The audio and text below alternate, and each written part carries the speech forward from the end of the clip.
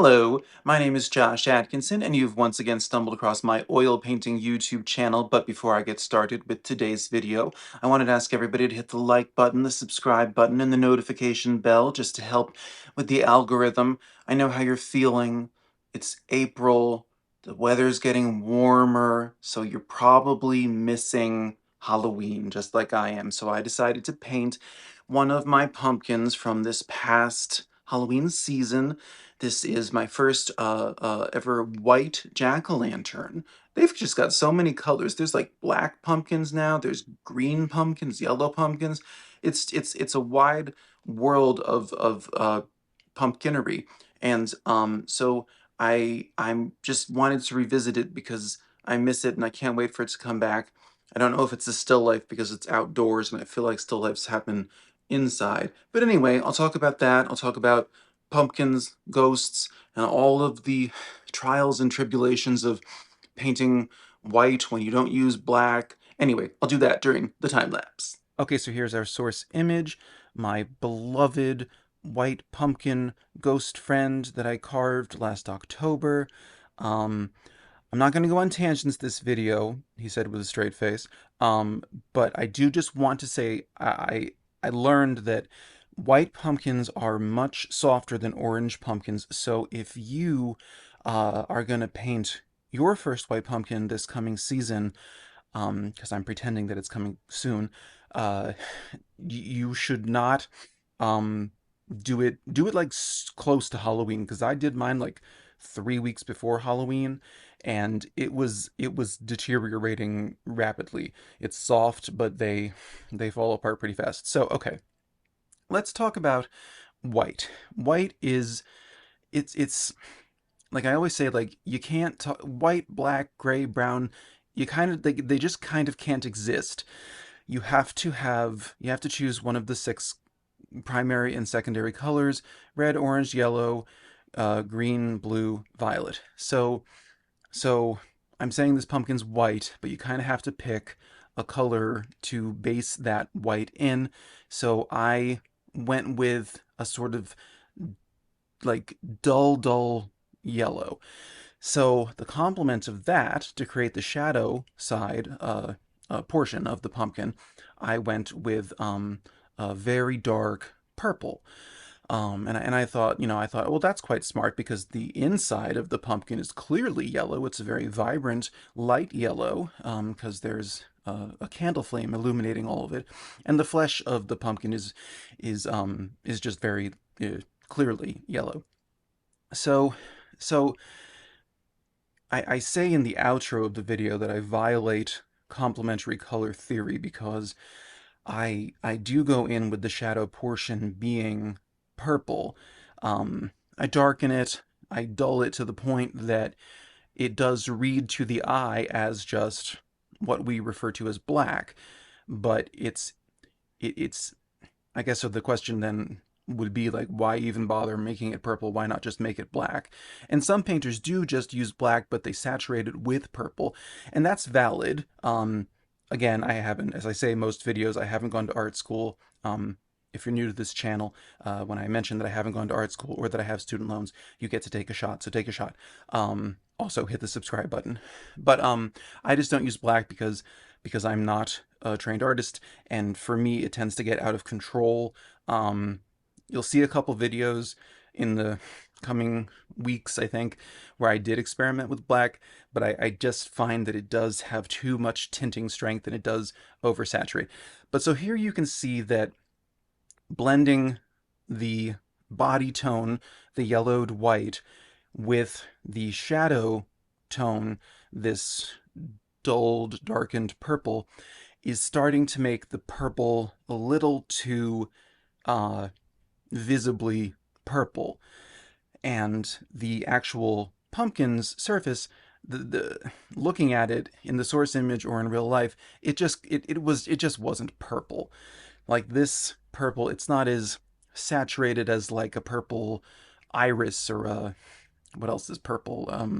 I don't know, a skittle, a lilac. All I can think of is flowers. It's not as purple as that, but it's reading too purple. So I thought, well, what do I do to remedy that? Do I dull it further with like a more, like I had dulled it using yellow ochre because that's my go-to dull yellow, and it gets the job done generally, but here it just kind of wasn't. I don't know. And so I had too much sap green left over on my palette because my tube was um, running empty and I squeezed it too hard, and so like a whole lot came out. And sap green, I don't know why, it's just one of those colors that dries way too fast on the palette. And so I ended up using it as the basis of the color of the stairs that the pumpkin is on, and it was the wrong color. I just did it because I didn't want to waste it. But it occurred to me, I was like, that's actually the right color for the shadow. So that's what I've been now using to correct what was the purple shadow tone. I actually went in with a mixture of that sap green with maybe some of the dioxazine purple that I was originally using, definitely some of the yellow ochre, definitely some cadmium red, maybe even some Indian red, just murky colors. My palette, you've seen a few flashes of it in this video.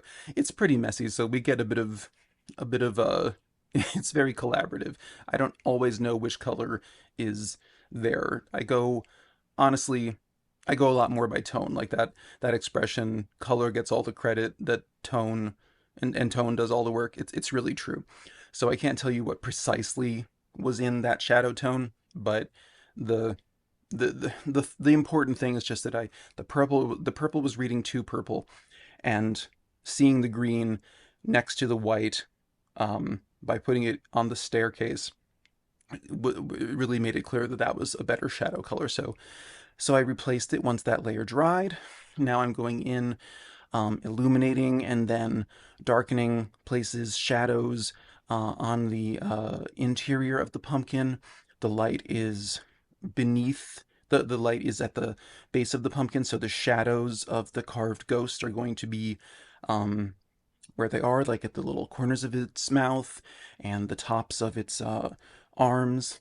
Why the ghost has a sheet, is a sheet, I don't know. I don't make ghost rules. I've never seen a ghost in real life.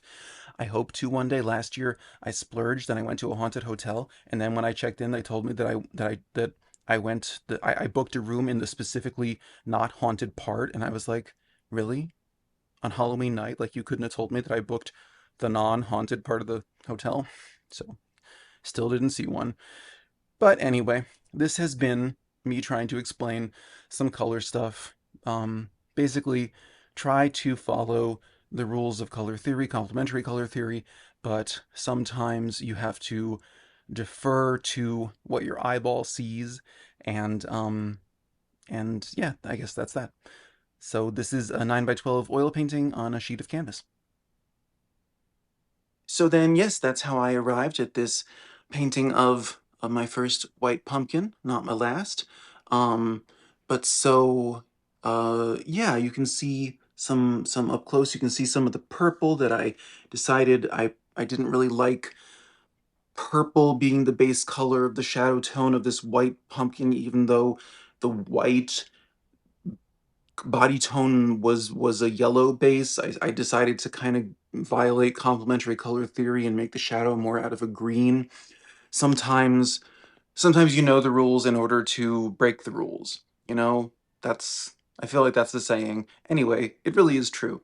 So yeah. So happy Halloween. We're halfway to Halloween, and I'm more than halfway to 1,000 subscribers. I wanted to say thank you to the, as of the time of this recording, which is like 3 days before this video premieres, I have gained, I think, 5 new followers, subscribers this week. So thank you. You're welcome to come here, be here, and you're welcome. So hopefully I will get to 1,000 by the end of the year. Plenty of back catalog of videos. Terrible grammar today. What are you gonna do? Last week I did Morning Glories for those of you who like spring, and the week before I did Kanye West for those of you who like mental illness or portraits. And next week it'll be, I don't know, maybe a portrait, maybe a mental illness. There's always mental illness on my channel because I'm the host. So anyway, I'll see you in 7 days with a painting of something, and I hope that you enjoy something until then. Okay, all right. Bye bye.